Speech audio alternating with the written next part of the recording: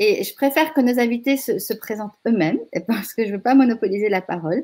Donc, si tu veux, honneur aux hommes aujourd'hui, puisque égalité ne veut pas dire forcément galanterie, on s'en fiche. L'idée, c'est de parler empowerment des femmes. Et Bruno, je te laisse commencer parce que c'est toi qui es à l'origine de ce festival que tu as fondé il y a 16 ans, donc que tu nous en parles. Et te présenter d'abord. Merci. Merci. Absolument. Merci beaucoup. Merci Florence d'organiser ce petit déjeuner. Merci à Justine et à Marine d'y participer. Je suis très heureux qu'on puisse en parler sur le Media Club. Alors rapidement, le Mobile Film Festival, je l'ai créé il y a 16 ans autour d'un principe extrêmement simple qui est un mobile, une minute, un film. L'idée autour de ce format, c'est celui d'avoir à la fois de l'accessibilité et de la sélectivité. L'accessibilité au travers du téléphone mobile qui est aujourd'hui accessible à peu près à tout le monde, à peu près partout dans le monde, pour pouvoir exprimer ses idées.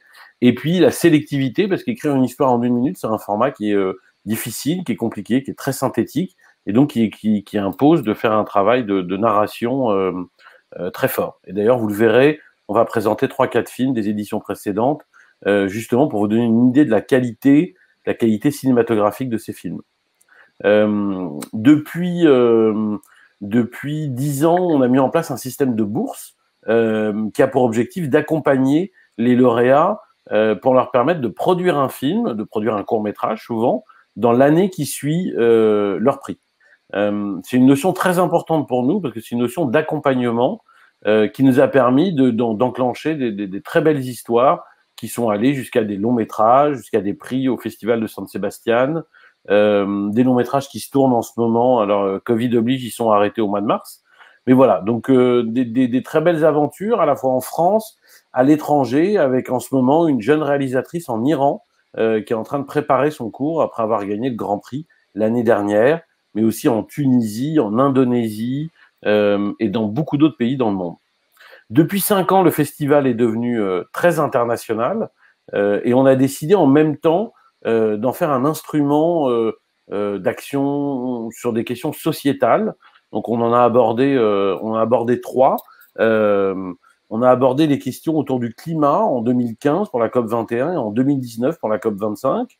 On a abordé les 70 ans de la Déclaration universelle des droits humains en 2018. C'était un moment très important parce que lors de cette édition, la thématique était le plus abordée, c'était des thématiques autour de la cause des...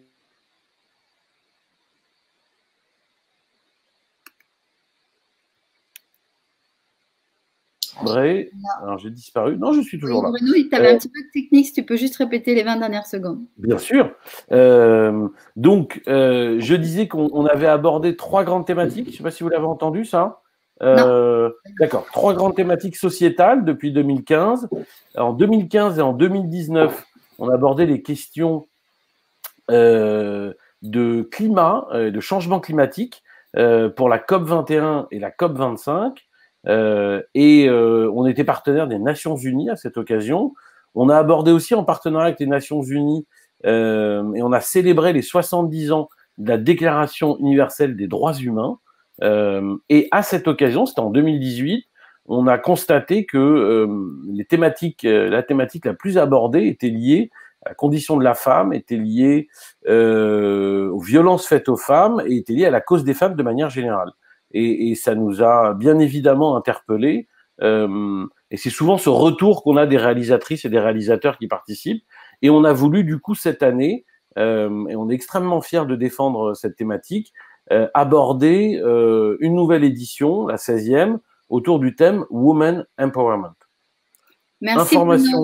Une information pratique, il faut envoyer les films avant le 20 octobre, on aura l'occasion de le répéter au cours de nos discussions.